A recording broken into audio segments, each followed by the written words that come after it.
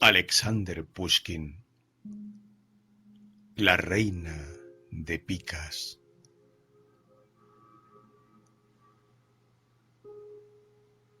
Un día, en casa del oficial de la guardia, Narumov, jugaban a las cartas.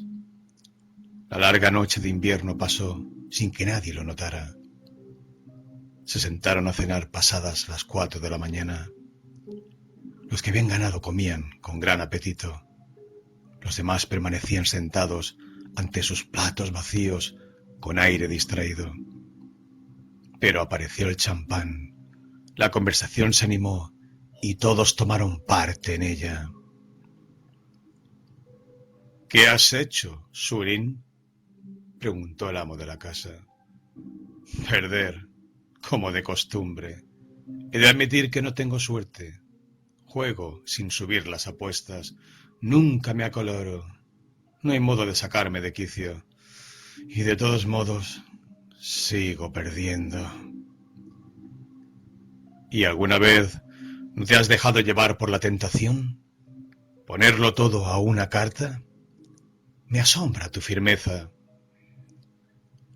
Pues ahí tenéis a Germán, dijo uno de los presentes, señalando a un joven oficial de ingenieros. Jamás en su vida ha tenido una carta en las manos.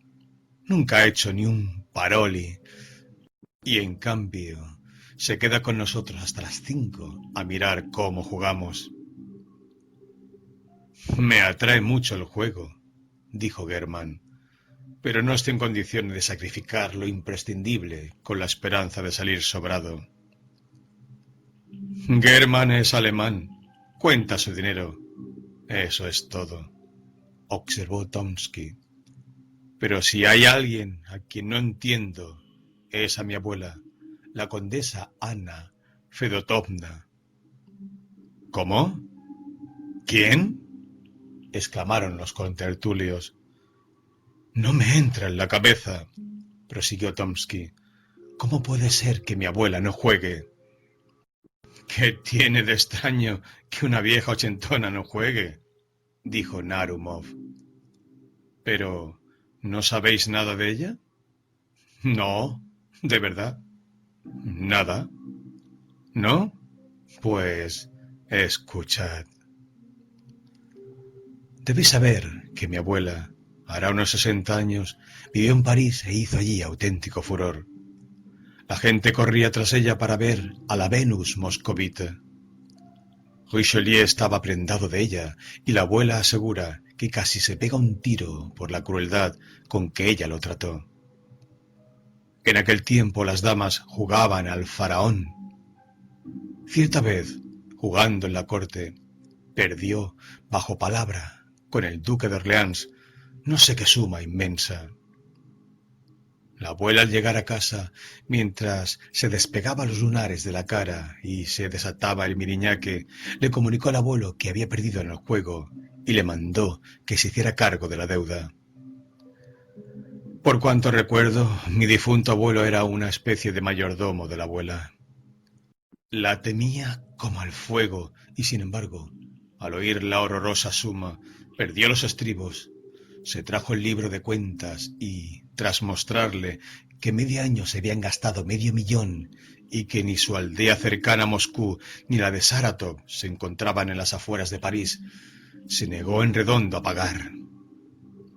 La abuela le dio un bofetón y se acostó sola en señal de enojo. Al día siguiente mandó llamar a su marido con la esperanza de que el castigo doméstico hubiera surtido efecto, pero lo encontró incólume. Por primera vez en su vida la abuela accedió a entrar en razón y a dar explicaciones.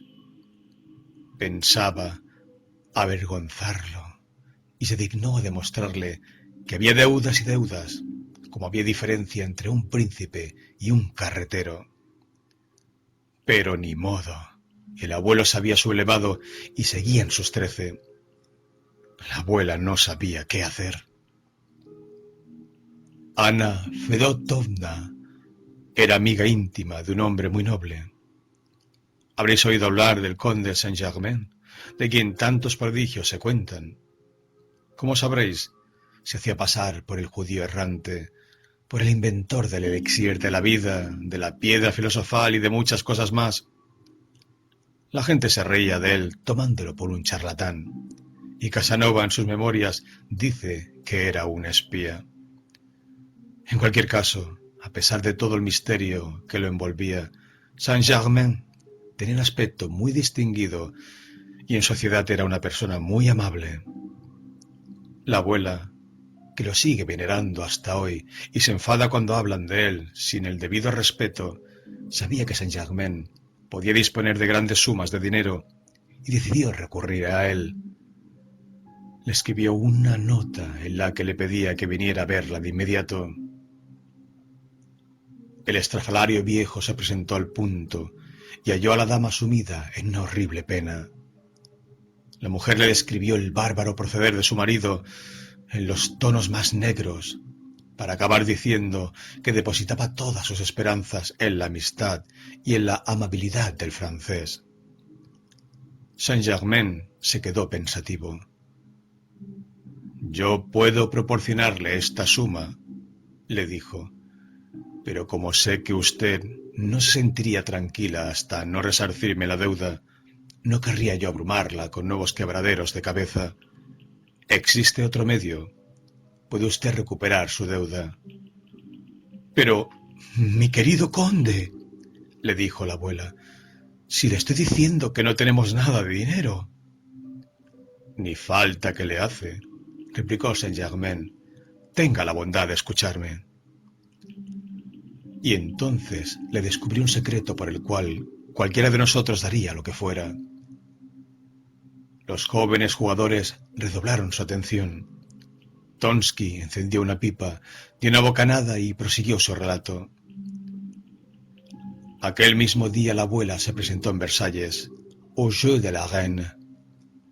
El duque de Orleans llevaba la banca. La abuela le dio una vaga excusa por no haberle satisfecho la deuda. Para justificarse se inventó una pequeña historia y se sentó enfrente apostando contra él. Eligió 3 cartas, las colocó una tras otra, ganó las 3 manos y recuperó todo lo perdido. «Por casualidad», dijo uno de los contertulios. «Esto es un cuento», observó Germann. «¿No serían cartas marcadas?», añadió un tercero. «No lo creo», respondió Tonsky con aire grave. «¿Cómo?», dijo Narumov. «Tienes una abuela que acierta 3 cartas seguidas y hasta ahora no te has hecho con su cabalística». «¿Qué más quisiera?», replicó Tonsky. «La abuela tuvo 4 hijos, entre ellos a mi padre. Los 4 son unos jugadores empedernidos y a ninguno de los 4 les ha revelado su secreto, aunque no les hubiera ido mal, como tampoco a mí, conocerlo. Pero oíd lo que me contó mi tío el conde Iván Ilich, asegurándome por su honor la veracidad de la historia. El difunto Chaplinsky, el mismo que murió en la miseria después de haber despilfarrado sus millones, cierta vez en su juventud y, si no recuerdo mal, con Zorich, pidió cerca de 300.000 rublos. El hombre estaba desesperado.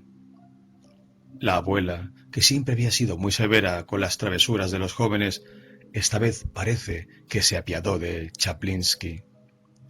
Le dio 3 cartas para que las apostara una tras otra y le hizo jurar que ya no jugaría nunca más. Chaplinsky se presentó ante su ganador. Se pusieron a jugar. Chaplinsky apostó a su primera carta 50.000 y ganó. Hizo un paroli y lo dobló en la siguiente jugada, y así saldó su deuda y aún salió ganando. Pero es hora de irse a dormir. Ya son las 6 menos cuarto.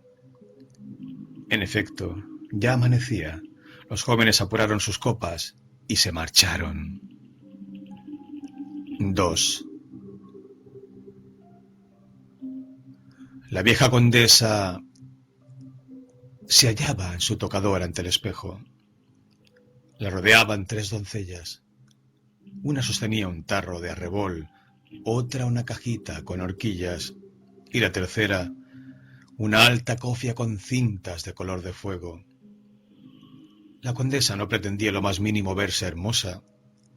Su belleza hacía tiempo que se había marchitado, pero conservaba todos los hábitos de sus años jóvenes. Seguía rigurosamente la moda de los 70 y se vestía con la misma lentitud, con el mismo esmero de hace 60 años. Junto a la ventana se sentaba ante su labor una señorita, su pupila. «Buenos días, gran mamá», dijo al entrar un joven oficial. «Bonjour, mademoiselle Lise. Gran mamá, he venido a pedirle un favor». «¿Qué, Paul?» «Quisiera presentarle a uno de mis compañeros para que lo invite usted a su baile el viernes. Tráelo directamente a la fiesta y allí me lo presentas. ¿Estuviste ayer en la casa de...?» «¿Cómo no? Fue una fiesta muy alegre. Bailamos hasta las 5. Y en la escala estuvo encantadora». «¿Qué dices, querido? ¿Qué tiene de encantadora esa muchacha?» «Ni comparar con su abuela, la princesa Daria Petrovna. Por cierto, la princesa Daria Petrovna se verá muy envejecida». «¿Cómo envejecida?», respondió distraído Tomsky. «Si se murió hará unos 7 años». La señorita levantó la cabeza e hizo una seña al joven. Este recordó que a la vieja condesa le ocultaban la muerte de las mujeres de su edad y se mordió el labio. Pero la condesa escuchó la noticia, nueva para ella, con gran indiferencia. «Ha muerto», dijo, «y yo sin saberlo. Pues cuando nos hicieron damas de honor a las dos, su majestad...» Y por centésima vez empezó a contar la anécdota a su nieto. «Bien, Paul», dijo luego, «ahora ayúdame a levantarme. Liza, ¿dónde está mi tabaquera?» La condesa se dirigió con sus doncellas detrás del biombo para acabar de arreglarse y Tomsky se quedó con la señorita. «¿A quién le quiere presentar?», preguntó en voz baja Lizaveta Ivanovna. «A Narumov. ¿Lo conoce?» «No. ¿Es militar o civil?» «Militar». «¿Ingeniero?» «No, de caballería». «¿Y por qué ha creído usted que era ingeniero?» La señorita se rió, pero no dijo ni palabra. «Paul», gritó la condesa desde detrás del biombo, «mándame alguna novela nueva, pero, por favor, que no sea de las de ahora». «¿Cómo es eso, gran mamá?» «Quiero decir, una novela en la que el héroe no estrangule a su padre o a su madre y en la que no haya ahogados. Tengo un pánico terrible a los ahogados». «Novelas así hoy ya no existen. ¿No querrá una novela rusa?» «¿Pero es que hay novelas rusas?» «Pues mándame una, querido, te lo ruego, mándamela». «Le ruego que me excuse, gran mamá. Tengo prisa. Perdone, Lizaveta Ivanovna, pero ¿por qué ha pensado usted que Narumov era ingeniero?» Y Tomsky abandonó el tocador. Lizaveta Ivanovna se quedó sola, abandonó su labor y se puso a mirar por la ventana. Al poco, a un lado de la calle, desde la casa de la esquina, apareció un joven oficial. Un rubor cubrió las mejillas de la señorita, que retornó a su labor e inclinó la cabeza hasta la misma trama. En este momento entró la condesa, ya del todo arreglada. «Liza», se dirigió a la señorita, «manda que enganchen la carroza. Vamos a dar un paseo». Liza se levantó y se puso a recoger su labor. «Pero por Dios, chiquilla, ¿estás sorda?», gritó la condesa. «Manda que enganchen cuanto antes la carroza». «Ahora mismo», respondió con voz queda la señorita y echó a correr hacia el recibidor. Entró en un sirviente y entregó a la condesa unos libros de parte del príncipe Pavel Alexandrovich. Bien, que le den las gracias, dijo la condesa. Liza, Liza. Pero ¿a dónde vas corriendo? A vestirme, ¿eh? Ya tendrás tiempo, chiquilla. Siéntate aquí. Abre el primer tomo. Lee en voz alta. La señorita tomó el libro y leyó varias líneas. Más alto, dijo la condesa. ¿Qué te pasa, chiquilla? ¿Has perdido la voz o qué? Espera, acércame el banco un poco más. Más cerca. Lizaveta Ivanovna leyó 2 páginas más. La condesa bostezó. Deja ese libro, dijo. ¡Qué estupidez! Devuélvelo eso al príncipe Pavel y di que se lo agradezcan de mi parte, pero ¿qué pasa con la carroza? Ya está lista, dijo Lizaveta Ivanovna, lanzando una mirada hacia la ventana. ¿Y qué haces que no estás vestida? Dijo la condesa. Siempre hay que esperarte, chiquilla. Esto resulta insoportable. Liza corrió a su habitación. No pasaron ni 2 minutos que la condesa se puso a tocar la campanilla con todas sus fuerzas. Las 3 doncellas entraron corriendo por una puerta y el ayuda de cámara por otra. ¿Qué pasa? ¿Que no hay modo de que vengáis cuando se os llama? Les dijo la condesa. Decidle a Lizaveta Ivanovna que la estoy esperando. Entró Lizaveta Ivanovna con la capa y el sombrero.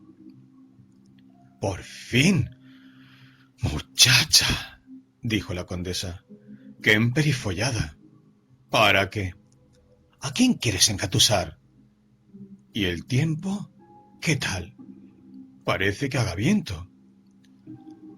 De ningún modo, excelencia. Todo está en calma, replicó la ayuda de cámara. Siempre habláis sin ton ni son. Abrid la ventanilla. Lo que yo decía. Hace viento. Y helado. Que desenganche la carroza. No vamos a salir, Liza. Te está bien por disfrazarte tanto. ¡Qué vida! Pensó Lizaveta Ivanovna. En efecto, Lizaveta Ivanovna era una criatura desdichada. Amargo sabe el pan ajeno, dice Dante, y pesados los escalones de una casa extraña.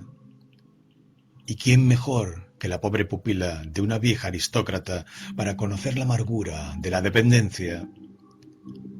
La condesa no tenía mal corazón, por supuesto, pero era antojadiza, como toda mujer mimada por la alta sociedad, avara y llena de frío egoísmo, como toda la gente mayor, que, tras haber agotado en su tiempo el amor, hoy vive de espaldas al presente.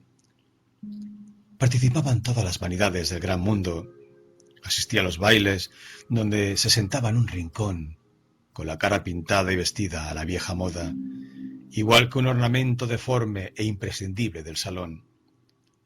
Los invitados al llegar se acercaban entre profundas reverencias, como si lo mandara el ceremonial, pero luego ya nadie se ocupaba de ella. Recibían en su casa toda la ciudad, observando la más rigurosa etiqueta, y no reconocía a nadie por la cara. Su numerosa servidumbre, que engordaba y encanecía en su antesala y en el cuarto de las doncellas, hacía lo que le venía en gana y desplumaba a cual más a la moribunda anciana. Lizaveta Ivanovna era la mártir de la casa. Ella servía el té y recibía las reprimendas por el excesivo gasto de azúcar. Leía en voz alta las novelas y era la culpable de todos los errores del autor. Acompañaba a la vieja en sus paseos y respondía del tiempo y por el estado del empedrado. Se le había asignado un sueldo que nunca le acababan de pagar. En cambio, se le exigía que fuera vestida como todas, es decir, como muy pocas. En sociedad desempeñaba el papel más lamentable. Todos la conocían, pero nadie notaba su presencia. En las fiestas solo bailaba cuando faltaba alguien para un bis a bis, y las damas se la llevaban del brazo siempre que, para recomponer algo de sus atuendos, debían ir al tocador. Tenía mucho amor propio. Se percibía vivamente de su condición y miraba a su alrededor esperando con impaciencia a su salvador. Pero los jóvenes calculadores, en su despreocupada vanidad, no le prestaban atención, aunque Elizaveta Ivanovna era 100 veces más hermosa que las descaradas y frías muchachas casaderas en cuyo derredor aquellos revoloteaban. ¿Cuántas veces, tras abandonar imperceptiblemente el aburrido y suntuoso salón, se retiraba a llorar a su modesto cuarto con un biombo empapelado, una cómoda, un pequeño espejo y una cama pintada, y donde la vela de sebo ardía mortecina sobre una palmatoria de bronce? En cierta ocasión, esto sucedía a los 2 días de la velada descrita al comienzo del relato y una semana antes de la escena en que nos hemos detenido, Lizaveta Ivanovna, sentada junto a la ventana con su bastidor, miró casualmente a la calle y vio a un joven oficial de ingenieros que, inmóvil, mantenía fija la mirada en su ventana. La joven bajó la cabeza y retornó a su labor. Al cabo de 5 minutos miró de nuevo. El joven oficial seguía en el mismo lugar. Como no tenía costumbre de coquetear con cualquier oficial, dejó de mirar al exterior y estuvo bordando cerca de 2 horas sin levantar la cabeza. Llamaron a comer. La joven se levantó. Comenzó a recoger el bastidor y a echar un vistazo casual a la calle. De nuevo vio al oficial. El hecho le pareció bastante extraño. Después de comer se acercó a la ventana con sensación de cierto desasosiego, pero el oficial ya no estaba y se olvidó de él. Al cabo de 2 días, al salir con la condesa a tomar la carroza, lo vio de nuevo. Estaba justo delante del portal, con la cara cubierta, con un cuello de piel de castor. Sus ojos negros centelleaban bajo el gorro. Lizaveta Ivanovna, ella misma sin saber por qué, se asustó y subió a la carroza con un temblor inexplicable. Al regresar a casa, corrió a la ventana. El oficial estaba donde siempre, con la mirada fija en ella. La joven se apartó, venciendo la curiosidad, turbada por un sentimiento completamente nuevo para ella. Desde entonces, no había día en que el joven, a la misma hora, no apareciera bajo las ventanas de la casa. Entre ambos se estableció una relación inadvertida. Sentada junto a su labor, ella notaba su llegada, levantaba la cabeza y lo miraba cada vez más largo rato. El joven parecía estarle agradecido por ello. La muchacha, con la aguda mirada de la juventud, veía como un repentino rubor cubría las mejillas pálidas del oficial cada vez que sus miradas se encontraban. Al cabo de una semana, ella le sonrió.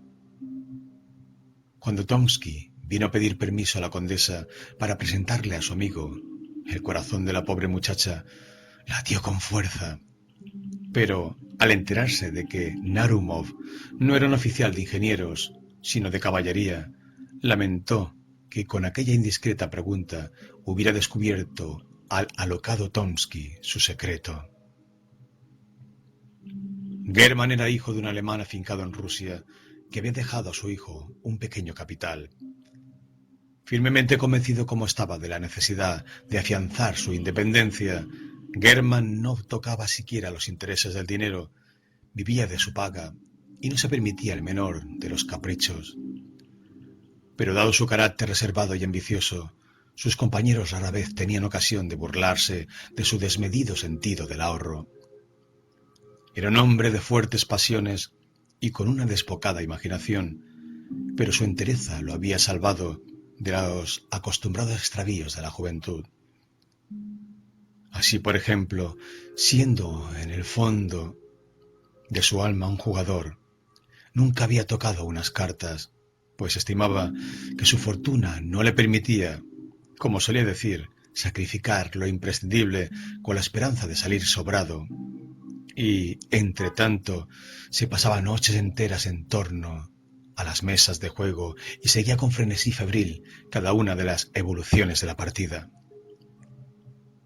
La anécdota de las 3 cartas impresionó poderosamente su imaginación y en toda la noche no le salió de la cabeza. ¿Qué pasaría si la vieja condesa me descubre su secreto? Pensaba en la tarde del día siguiente, vagando por Petersburgo. Oh, si me indica las 3 cartas de la suerte, ¿por qué no puedo yo probar fortuna? Podría presentarme a ella, ganarme su favor, tal vez convertirme en su amante, aunque para todo esto se necesita tiempo, y la vieja tiene 87 años. Puede morirse en una semana, o dentro de 2 días, y la historia misma. ¿Se puede creer en ella? No. Las cuentas claras, la moderación y el amor al trabajo, estas son mis 3 cartas de la suerte. Esto es lo que triplicará, lo que multiplicará por 7 mi capital y me permitirá alcanzar el sosiego y la independencia. Pensando de este modo, se encontró en una de las calles principales de Petersburgo, ante una casa de estilo antiguo. El paseo estaba abarrotado de coches. Las carrozas se detenían una tras otra ante el iluminado portal. De ellas a cada instante asomaba o la esbelta pierna de una bella joven o una estruendosa bota, ya una media a rayas, ya los botines de un diplomático, abrigos de piel y capotes se deslizaban ante un majestuoso portero. Germán se detuvo. ¿De quién es esta casa?, preguntó al guarda de la garita de la esquina. De la condesa, contestó el de la garita. Germán se estremeció. De nuevo en su imaginación se dibujó la asombrosa historia. Se puso a rondar junto a la casa pensando en su dueña y en su mágico don. Regresó tarde a su humilde rincón. Tardó mucho en dormirse y cuando le venció el sueño se le aparecieron unas cartas, una mesa verde, montañas de billetes y montones de monedas. Tiraba una carta tras otra, doblaba las apuestas con decisión, ganaba sin parar, recogía el oro a manos llenas y atestaba de billetes los bolsillos. Al despertar, tarde ya, suspiró ante la pérdida de su fantástica fortuna. Se marchó a vagar de nuevo por la ciudad y otra vez se encontró ante la casa de la condesa. Al parecer, una fuerza invisible lo atraía hacia el lugar. Se detuvo y se puso a mirar a las ventanas. En una de ellas vio una cabecita de cabellos morenos, inclinada seguramente sobre algún libro o una labor. La cabecita se alzó. Germán vio un rostro fresco y unos ojos negros. Aquel instante decidió su suerte. 3. No había tenido tiempo Elizabeth Ivanovna de quitarse la capa y el sombrero, que ya la condesa la había mandado llamar para ordenarle que engancharan de nuevo los caballos. En el preciso momento en que 2 lacayos levantaban a la vieja y la introducían a través de las portezuelas en la carroza, Elizabeth Ivanovna vio junto a la misma rueda a su ingeniero. Él la asió de la mano. Ella no pudo reaccionar del susto y el joven desapareció. En la mano de la muchacha quedó una carta. La escondió dentro del guante y durante todo el paseo ni vio ni oyó nada. En la carroza la condesa tenía la costumbre de hacer preguntas sin parar. ¿Quién es ese que se ha cruzado con nosotros? ¿Cómo se llama este puente? ¿Qué dice ese anuncio?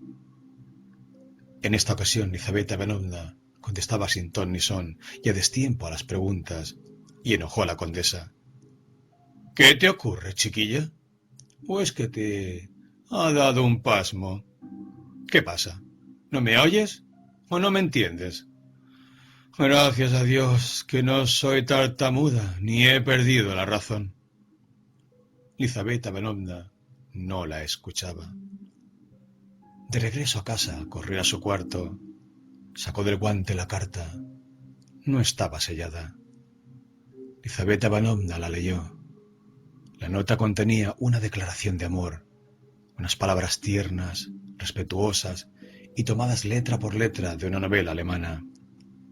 Pero Elizabeth Ivanovna no sabía alemán y quedó muy satisfecha.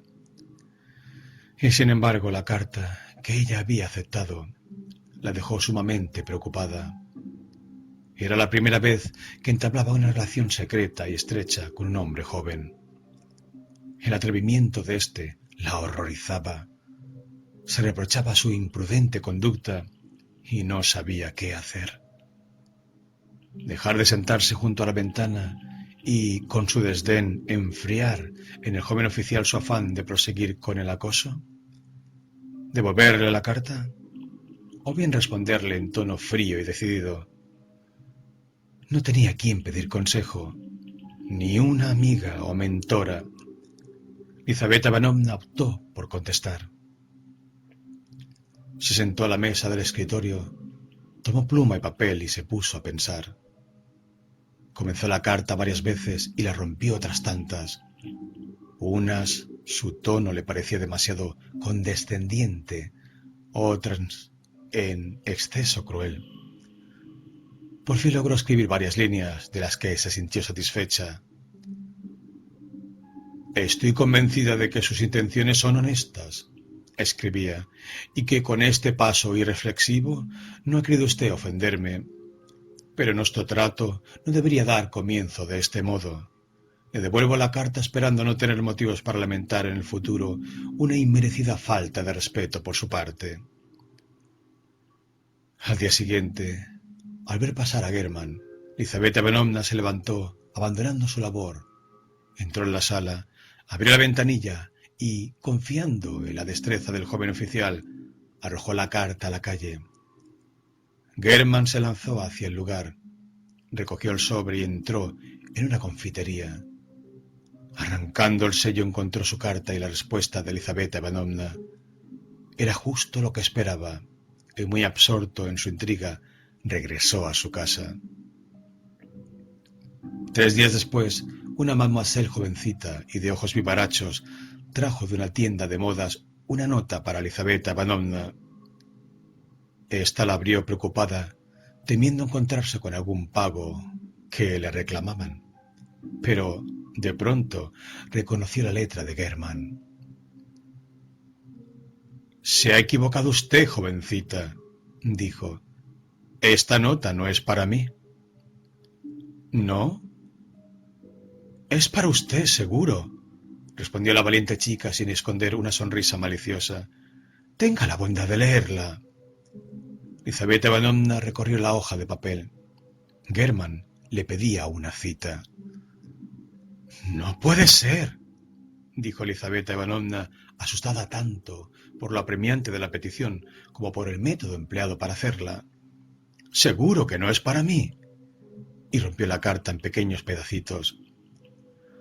«Si no era para usted, entonces, ¿por qué ha roto la carta?», dijo la mademoiselle. «Se la habría devuelto a quien la ha mandado». «Le ruego, jovencita», replicó Lizaveta Ivanovna, ruborizándose ante aquella observación, «que en adelante no me traiga más notas. Y a quien la envía, dígale que debería darle vergüenza». Pero Germán no se dio por vencido. Lizaveta Ivanovna, de un modo o de otro, recibía notas suyas cada día. Ya no eran cartas traducidas del alemán.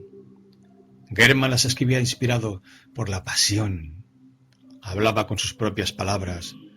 En ellas se expresaba tanto lo irrenunciable de su deseo como el desorden de su desbocada imaginación. Lizaveta Ivanovna abandonó la idea de devolver las cartas. Se embriagaba con ellas. Comenzó a contestarlas, y sus notas, por momentos, se tornaban más largas y más tiernas. Por fin, le arrojó por la ventanilla la carta siguiente. «Hoy se celebra un baile en casa del embajador de... La condesa irá. Nos quedaremos hasta las 2. He aquí la ocasión para verme a solas. En cuanto la condesa se haya marchado, lo más probable es que los sirvientes también se vayan. En el zaguán se queda el conserje, pero acostumbra a encerrarse en su cuartucho. Venga usted hacia las 11:30. Diríjase directamente a la escalinata. Si se encuentra alguien en el recibidor, pregunte usted si la condesa está en casa.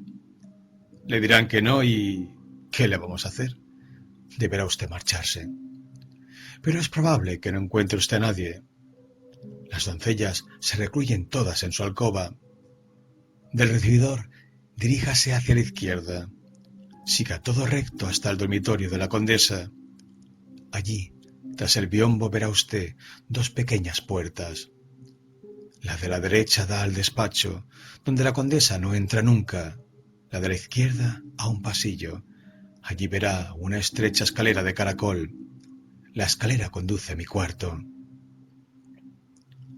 Germán se estremecía como un tigre, en espera del momento señalado.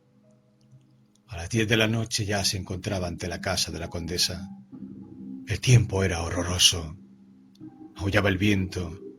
Una nieve húmeda caía a grandes copos. Las farolas ardían mortecinas. Las calles estaban desiertas.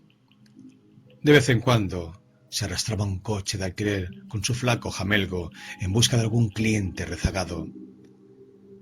Germán permanecía de pie, solo con su levita, sin notar ni el viento ni la nieve. Por fin apareció la carroza de la condesa. Germán vio cómo los lacayos sacaron a la encorvada dama llevándola del brazo, envuelta en un abrigo de Marta cibelina, y cómo, tras ella, cubierta por una capa liviana, con la cabeza adornada de flores naturales, se deslizó su pupila.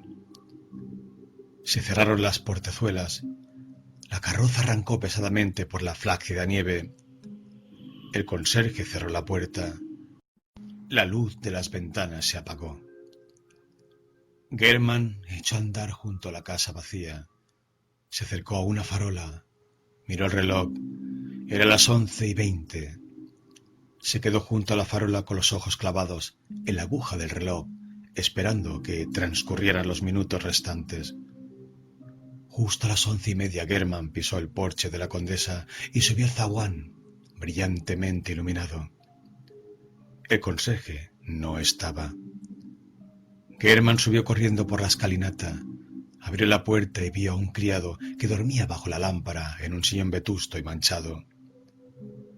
Con paso ligero y firme, Germán pasó junto a aquel. El salón y el recibidor estaban a oscuras. La lámpara los iluminaba débilmente desde la entrada. Germán entró en el dormitorio. En el rincón de los iconos, repleto de imágenes antiguas, ardía tenue una lamparilla de oro.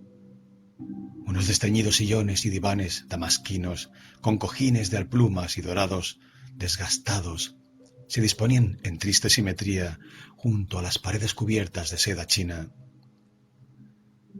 En una de ellas colgaban dos retratos pintados en París por Madame Lebrun. Un cuadro representaba a un hombre de unos 40 años, sonrosado y grueso, con uniforme verde claro y una estrella.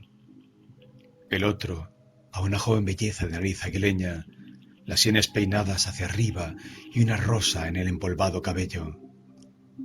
Por todas partes asomaban pastorcillas de porcelana. Un reloj de mesa, obra del célebre Leroy, cofrecillos, yoyos, abanicos y diversos juguetes de señora inventados a finales del siglo pasado a la par que el globo de los Montgolfier y el magnetismo de Mesmer. Germán se dirigió detrás del biombo. Tras este se encontraba una pequeña cama de hierro. A la derecha se veía una puerta que conducía al despacho. A la izquierda otra, que daba a un pasillo. Germán la abrió y vio la estrecha escalera de caracol que conducía al cuarto de la pobre pupila. Pero regresó y entró en el oscuro despacho. El tiempo pasaba lentamente. Todo estaba en silencio. En el salón sonaron 12 campanadas.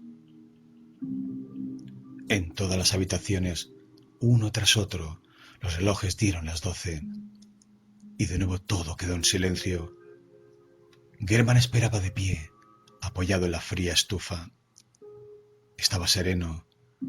Su corazón latía acompasado, como el de un hombre decidido a una empresa peligrosa, pero necesaria. Los relojes dieron la 1, luego las 2 de la madrugada, y el joven oyó el lejano ruido de la carroza. Le dominó una emoción incontenible. La carroza se acercó a la casa y se detuvo. Germán oyó el ruido del estribo al bajar. La casa se puso en movimiento. Los criados se echaron a correr. Sonaron voces y la casa se iluminó. Entraron corriendo a la habitación las tres viejas doncellas y apareció la condesa que, más muerta que viva, se dejó caer en el sillón Voltaire. Germán miraba a través de una rendija. Lizaveta Ivanovna pasó a su lado. Germán oyó sus apresurados pasos subiendo por la escalera. En su corazón brotó y se apagó de nuevo algo parecido a un remordimiento. El joven estaba petrificado. La condesa comenzó a desvestirse ante el espejo. Le desprendieron las agujas de la cofia adornada de rosas. Le quitaron la empolvada peluca de su cabeza canosa y de pelo muy corto. Los alfileres volaban como una lluvia a su alrededor. El vestido amarillo, bordado de plata, cayó a sus pies hinchados. Germán era testigo de los repugnantes misterios de su tocador. Por fin, la condesa se quedó en camisón y gorro de dormir. Con este atuendo, más propio de sus muchos años, parecía menos horrorosa y deforme. Como toda la gente mayor, también la condesa padecía de insomnio. Una vez desvestida, se sentó junto a la ventana en un sillón Voltaire y despidió a las doncellas. Se llevaron las velas y de nuevo la habitación quedó solo iluminada con la mariposa. La condesa, toda amarilla, sentada en su sillón, meneaba sus labios flácidos balanceándose a izquierda y derecha. En su turbia mirada se reflejaba la ausencia de todo pensamiento. Al verla se podía pensar que el balanceo de la espantosa vieja, más que deberse a su propia voluntad, era fruto de un oculto galvanismo. De pronto su rostro muerto se alteró de manera indescriptible. Sus labios dejaron de moverse. La mirada cobró vida. Ante la condesa se encontraba un desconocido. «No se asuste, por Dios, no se asuste», dijo éste con voz clara y queda. «No tengo la intención de hacerle daño. He venido a implorarle que me conceda una merced». La vieja lo miraba en silencio y parecía como si no lo oyera. Germán pensó que era sorda e inclinándose hasta casi tocar su oreja, le repitió las mismas palabras. La vieja seguía callada. «Usted puede hacerme feliz para el resto de mi vida», prosiguió Germán, «y no le va a costar nada. Yo sé que usted puede adivinar 3 cartas seguidas». Germán calló. La condesa, al parecer, comprendió lo que querían de ella. Se diría que buscaba las palabras para responder. «Aquello fue una broma», dijo al fin. «Se lo juro, una broma». «Con cosas así no se bromea», replicó el enojado Germán. «Acuérdese de Chaplinsky, al que ayudó usted a recuperar su deuda». La condesa pareció turbarse. Los rasgos de su cara reflejaron una poderosa emoción en su alma, pero enseguida la anciana se sumergió en la impasividad de antes. «¿Puede usted indicarme estas 3 cartas seguras?», añadió Germán. La condesa seguía callada. Germán prosiguió. «¿Para quién quiere usted guardarse su secreto? ¿Para los nietos? ¿Qué falta les hace si ya son ricos, si ni siquiera conocen el valor del dinero? A manirrotos como ellos, sus 3 cartas no les serán de ayuda. Quien no sabe cuidar de la herencia paterna, por muchas artes diabólicas que tenga a su alcance, de todos modos ha de morir en la miseria. Pero yo no soy un derrochador. Yo sé el valor del dinero. Conmigo sus 3 cartas no caerán en saco roto. ¿Y bien?». Germán calló y esperó anhelante la respuesta. La condesa callaba. Germán se arrodilló. «Si alguna vez», dijo, «su corazón ha conocido el sentimiento del amor, si recuerda usted cuánta emoción el amor depara, si ha sonreído siquiera una vez ante el primer llanto de su hijo recién nacido. Si algún sentimiento humano ha palpitado en su pecho, le imploro a usted, por su amor de esposa, de amante y de madre, por lo más sagrado que haya en este mundo, no rechace mi súplica. Descúbrame su secreto. ¿Qué más le da a usted? Quizá el secreto entrañe un pecado horrible, la pérdida de la dicha eterna, un pacto con el diablo. Piénselo. Usted ya es vieja, no le queda mucho de vida. Yo, en cambio, estoy dispuesto a cargar con su pecado. Lo único que le pido es que me revele su secreto. Piense que la felicidad de un hombre se halla en sus manos, que no solo yo, sino mis hijos, mis nietos y bisnietos bendecirán su nombre y honrarán su memoria como a una santa. La vieja no decía ni palabra. Germán se levantó.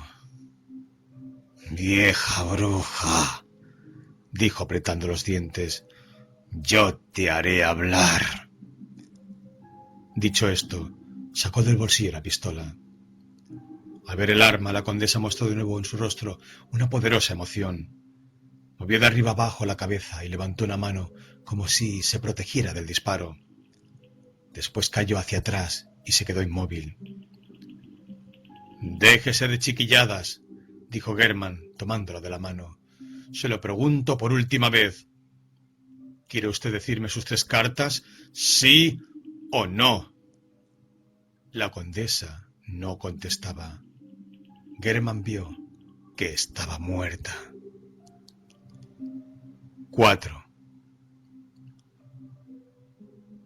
7 de mayo de 1800. Lizaveta Ivanovna, sentada en su habitación aún con el vestido de baile, se hallaba sumida en profundos pensamientos.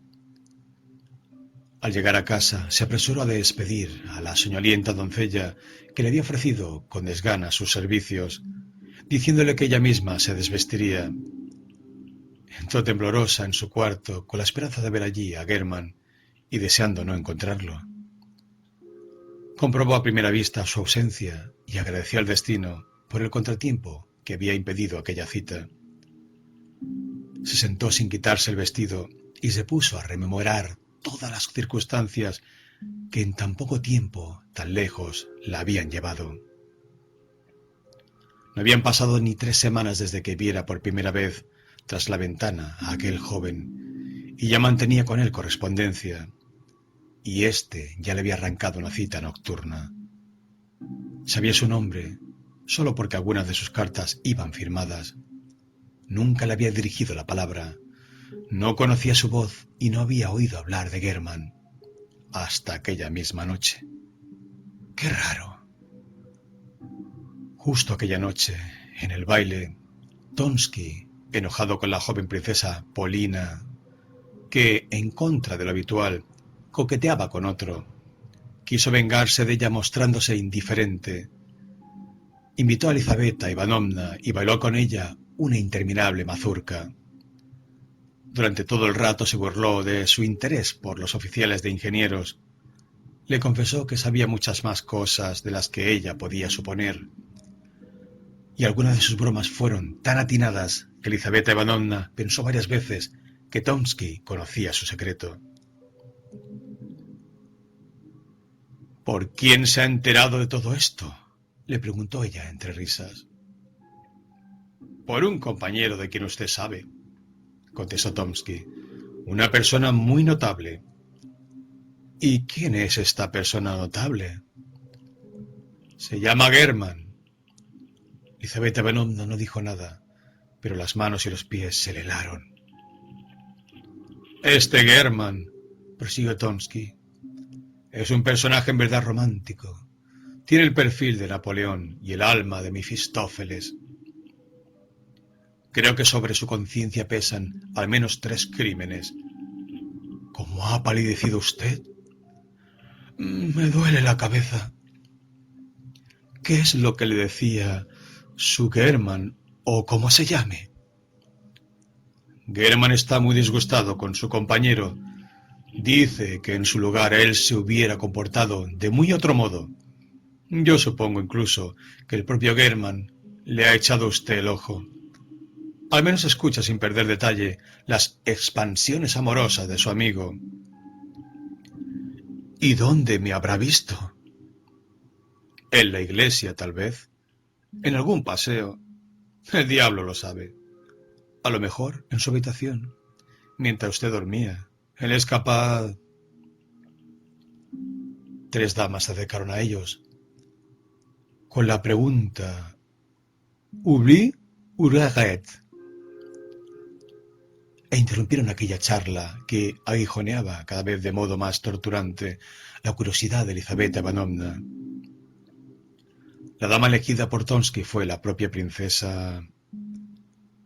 Esta se tomó el tiempo suficiente para aclarar sus malentendidos en las varias vueltas que dio y en el largo camino que recorrió con él hasta la silla.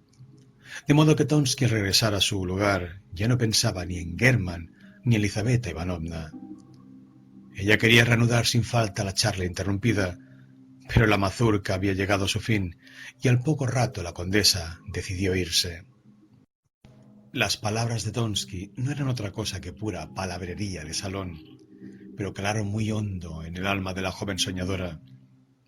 El retrato esbozado por Tonsky se semejaba al que se había formado ella, y gracias a las novelas más recientes, este rostro entonces ya vulgar espantaba y atraía a la vez su imaginación. Se hallaba sentada, con los brazos cruzados, inclinando sobre el pecho descubierto su cabeza, aún adornada de flores. De pronto la puerta se abrió y entró Germán. Elizaveta Ivanovna se echó a temblar. «Pero, ¿dónde estaba usted?», preguntó ella en un susurro espantado. «En el dormitorio de la vieja condesa», respondió Germán. «Ahora vengo de verla. La condesa está muerta». «Dios santo, ¿qué dice usted?». «Y al parecer», prosiguió Germán, «yo soy la causa de su muerte». Elizaveta Ivanovna lo miró y las palabras de Tonsky resonaron en su alma. Este hombre lleva sobre su conciencia 3 crímenes al menos. Germán se sentó en el alféizar de la ventana y se lo contó todo. Elizaveta Ivanovna lo escuchó llena de horror, de modo que todas aquellas apasionadas cartas, aquellos encendidos ruegos, aquella persecución osada y tenaz, todo eso no era amor. Dinero, he aquí lo que ansiaba aquella alma. La pobre pupila no era otra cosa que la ciega cómplice de un bandido, del asesino de su anciana protectora. La joven lloró amargamente en un acceso de tardío y torturado arrepentimiento. Germán la miraba en silencio. También su corazón se sentía desgarrado, pero ni las lágrimas de la desdichada muchacha, ni la asombrosa belleza de su amargura conmovían su espíritu severo. Germán no sentía remordimientos de conciencia ante la idea de la vieja muerta. Solo una cosa lo llenaba de espanto: la irreparable pérdida del secreto con el que había soñado enriquecerse. «Es usted un monstruo», dijo al fin Elizaveta Ivanovna. «Yo no quería matarla», dijo Germán. «La pistola no estaba cargada». Ambos callaron. Llegaba el amanecer. Elizaveta Ivanovna apagó la vela mortecina. Una luz pálida iluminó la habitación. Se enjugó los ojos llorosos y alzó la mirada hacia Germán.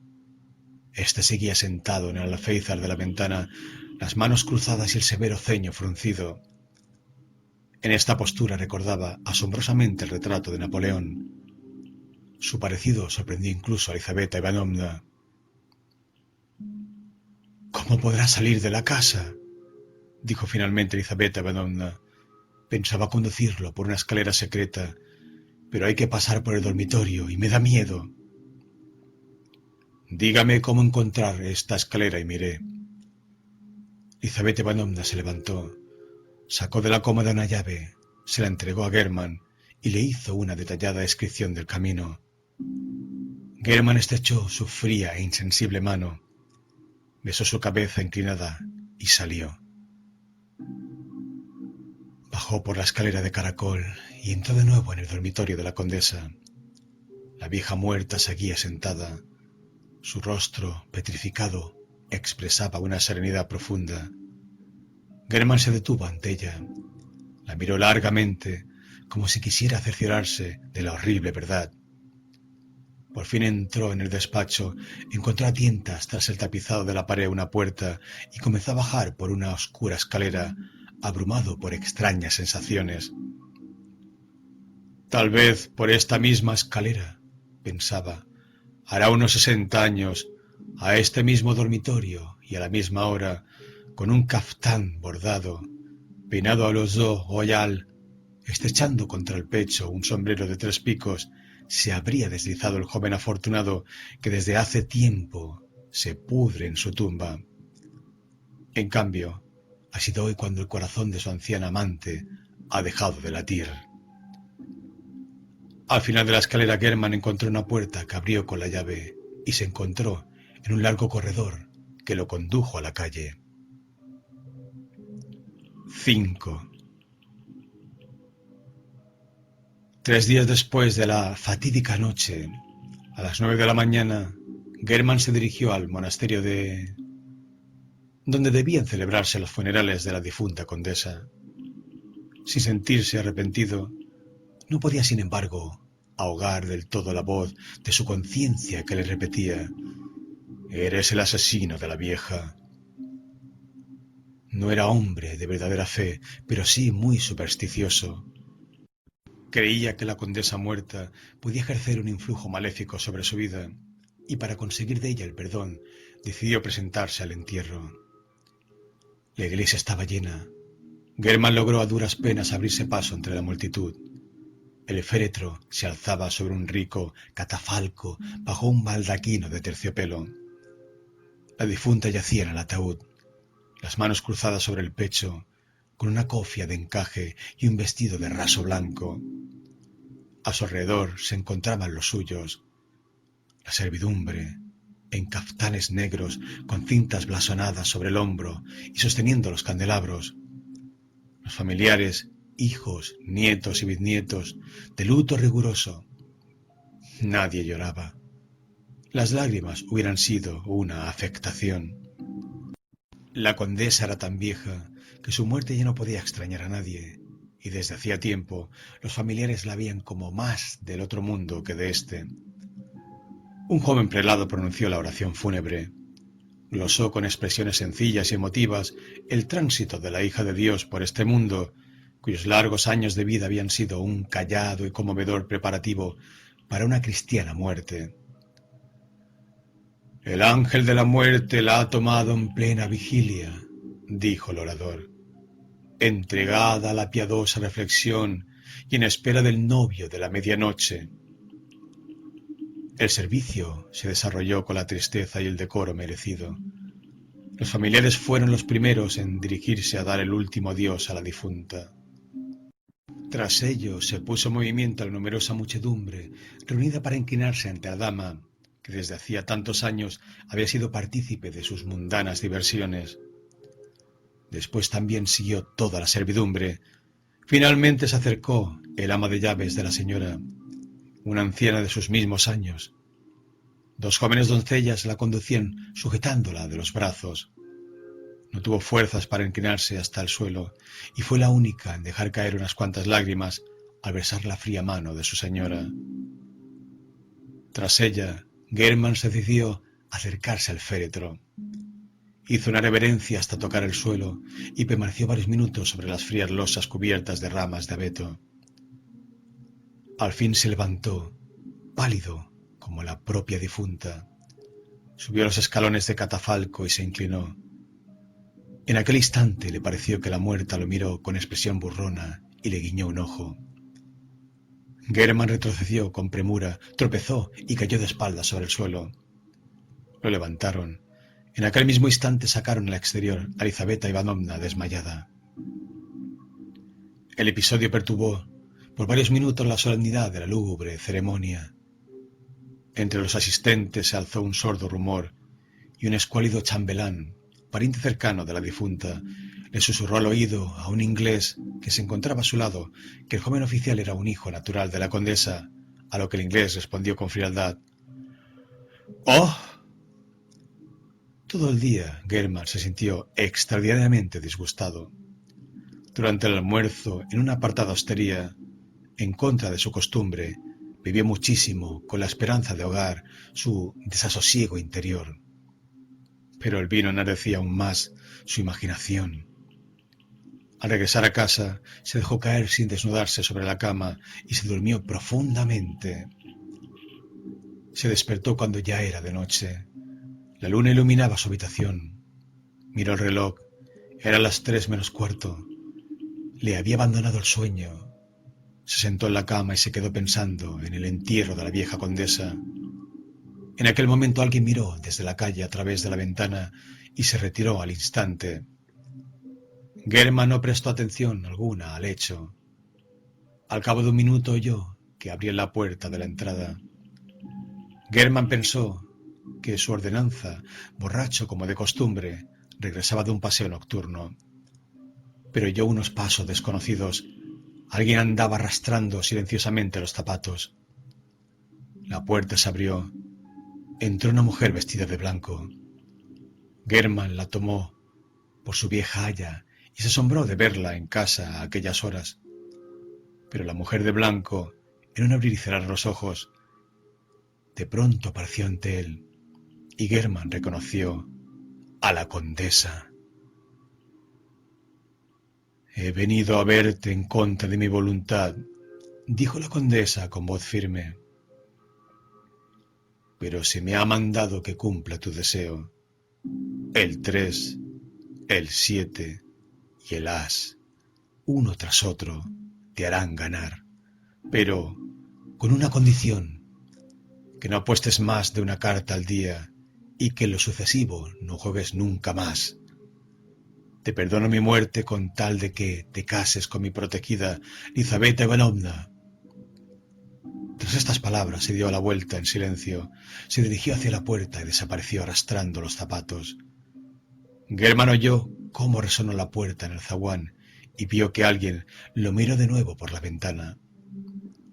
Germán tardó mucho rato en recobrarse. Salió a la habitación contigua. Su ordenanza dormía en el suelo. Germán lo despertó a duras penas. El ordenanza, como de costumbre, estaba borracho, de modo que no pudo sacar de él nada en claro. La puerta del zaguán estaba cerrada. Germán regresó a su cuarto, encendió una vela y anotó su visión. 6. «Atandé». «¿Cómo se atreve a decirme atandé?» «Perdón, excelencia. He dicho atandé-vous». Dos ideas fijas no pudieron existir al mismo tiempo en el ámbito de lo moral. De igual modo que en el mundo físico dos cuerpos no pueden ocupar idéntico lugar. El 3, el 7 y el as pronto desplazaron en la mente de Germán la imagen de la vieja muerta. El 3, el 7 y el as no salían de su imaginación y le brotaban constantemente los labios. Al ver a una joven decía: «¡Qué esbelta es! Un auténtico 3 de corazones». Le preguntaban la hora y contestaba: «Faltan 5 minutos para un 7». Cualquier hombre barrigudo le recordaba un as. El 3, el 7 y el as lo perseguían en sueños, adoptando todos los aspectos posibles. El 3 florecía ante sus ojos en forma de suntuosa magnolia. El 7 se le aparecía como un portal gótico y el as como una enorme araña. Y todos sus pensamientos confluían en uno: cómo sacar provecho del secreto que tan caro le había costado. Comenzó a pensar en pedir el retiro, en marchar de viaje. Quería hacerse con el tesoro de la encantada fortuna en alguna casa de juegos de París, pero una ocasión le ahorró los quebraderos de cabeza. En Moscú se había formado una sociedad de ricos jugadores bajo la presidencia del célebre Chekalinsky, un hombre que se había pasado la vida jugando a las cartas y que en su tiempo había amasado millones ganando con talones y perdiendo en dinero contante y sonante. Los largos años de experiencia le granjearon la confianza de sus compañeros, y la casa siempre abierta, su famoso cocinero y el trato amable y jovial le proporcionaron el respeto del público. Chekalinsky se instaló en Petersburgo.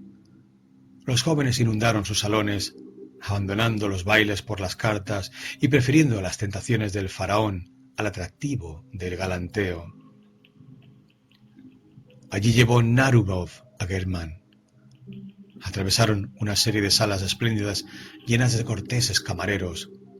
Varios generales y consejeros privados jugaban al whist. Los jóvenes se sentaban recostados en mullidos sofás, comían helado y fumaban en pipa. En el salón, tras una larga mesa alrededor de la cual se agolpaban unos 20 jugadores, se sentaba el dueño, que llevaba la banca. Era un hombre de unos 60 años, de la más respetable apariencia. Unas canas plateadas cubrían su cabeza. Su cara oronda y fresca era toda afabilidad. Sus ojos, animados de una constante sonrisa, brillaban. Narumov le presentó a Germán. Chekalinsky le estrechó amistosamente la mano, le rogó que se sintiera como en su casa y siguió tallando. La partida duró largo rato. Sobre el tapete había más de 30 cartas. Chekalinsky se detenía tras cada tirada para dar tiempo a los jugadores a que hicieran sus apuestas. Apuntaba las pérdidas, atendía cortésmente las reclamaciones y, con aún mayor cortesía, alisaba más de un pico doblado por alguna mano distraída. Finalmente terminó la partida. Chekalinsky barajó las cartas y se dispuso a tallar de nuevo. «Permítame jugar una mano», dijo Germán, alargando su brazo de detrás de un señor gordo que estaba jugando. Chekalinsky sonrió. Inclinó en silencio la cabeza en señal de sumiso sentimiento. Narumov felicitó entre risas a Germán por haber roto su largo ayuno y le deseó un buen comienzo. «Voy», dijo Germán tras escribir con tiza la apuesta en su carta. «¿Cuánto?», preguntó, entornando los ojos el de la banca. «Perdone, no le veo bien». 47.000, contestó Germán. Al oír aquellas palabras, al instante, todas las cabezas y todas las miradas se dirigieron hacia Germán. «Se ha vuelto loco», pensó Narumov. «Permítame advertirle», dijo Chekalinsky con su imborrable sonrisa, «que juega usted muy fuerte. Aquí nunca nadie ha apostado más de 275 a una sola carta». «¿Y bien?», replicó Germán. «¿Acepta usted mi carta o no?». Chekalinsky inclinó la cabeza con el aspecto de sumiso sentimiento de siempre. «Solo quería informarle», dijo, «que la confianza con que me honran los compañeros no me permite jugar con nada que no sea dinero en efectivo. Por mi parte, claro está, estoy seguro de que con su palabra basta, pero para el buen orden del juego y de las cuentas, le ruego que coloque la suma sobre la carta». Germán extrajo del bolsillo un billete de banco y lo entregó a Chekalinsky, quien, tras echarle un simple vistazo, lo colocó sobre la carta de Germán. Lanzó 2 cartas. A la derecha cayó un 9, a la izquierda un 3. «La mía gana», dijo Germán mostrando su carta. Entre los jugadores se alzó un murmullo. Chekalinsky frunció el ceño, pero al momento la sonrisa retornó a su cara. «¿Desea retirar sus ganancias?», le preguntó a Germán. «Si tiene la bondad». Chekalinsky sacó del bolsillo varios billetes de banco y saldó la deuda al punto. Germán tomó su dinero y se alejó de la mesa. Narumov no podía recobrarse de su perplejidad. Germán se bebió un vaso de limonada y se marchó a casa. Al día siguiente por la noche se presentó de nuevo en casa de Chekalinsky. El dueño llevaba la banca. Germán se acercó a la mesa. Los jugadores enseguida le hicieron sitio. Chekalinsky lo saludó con una cariñosa reverencia. Germán esperó la nueva partida. Colocó su carta poniendo sobre ella sus 47.000 rublos y lo ganado el día anterior. Chekalinsky lanzó las cartas. A la derecha cayó un valet, a la izquierda un 7. Germán descubrió su 7. Todos lanzaron un ¡ah! Chekalinsky se turbó visiblemente.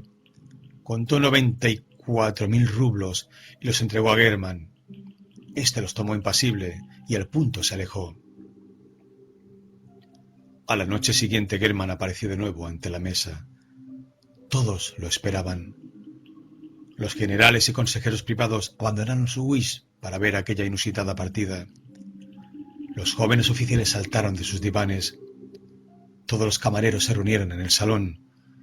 Todos rodeaban a Germán.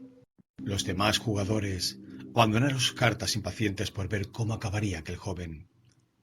Germán, de pie junto a la mesa, se disponía a apuntar él solo contra el pálido pero todavía sonriente Chekalinsky. Cada uno desempaquetó una baraja de cartas. Chekalinsky barajó. Germán tomó y colocó su carta cubriéndola de un montón de billetes de banco. Aquello parecía un duelo. Reinaba un profundo silencio. Chekalinsky lanzó las cartas. Las manos le temblaban. A la derecha se posó una dama. A la izquierda un as. «El as ha ganado», dijo Germán y descubrió su carta. «Han matado a su dama», dijo cariñoso Chekalinsky. Germán se estremeció en efecto. En lugar de un as tenía ante sí una dama de picas. No daba crédito a sus ojos. No comprendía cómo había podido confundirse. En aquel instante le pareció que la dama de picas le guiñó un ojo y le sonrió burlona. La inusitada semejanza lo fulminó. «¡La vieja!», gritó lleno de horror. Chekalinsky se acercó. Los billetes. Germán seguía inmóvil. Cuando se apartó de la mesa, se alzó un rumor de voces. «¡Una jugada divina!», comentaban los jugadores. Chekalinsky barajó de nuevo las cartas. El juego siguió su curso. Epílogo. Germán ha perdido la razón. Está en la clínica Obuhov, en la habitación número 17. No contesta ninguna pregunta y murmura con inusitada celeridad. 3, 7, as. 3, 7, dama. Lizaveta Ivanovna se ha casado con un joven muy afable que sirve en alguna parte y posee una fortuna considerable. Es el hijo del que fuera el administrador de la difunta condesa. Lizaveta Ivanovna tiene de pupila a una pariente pobre. Tonsky ha ascendido a capitán y se ha casado con la princesa Polina.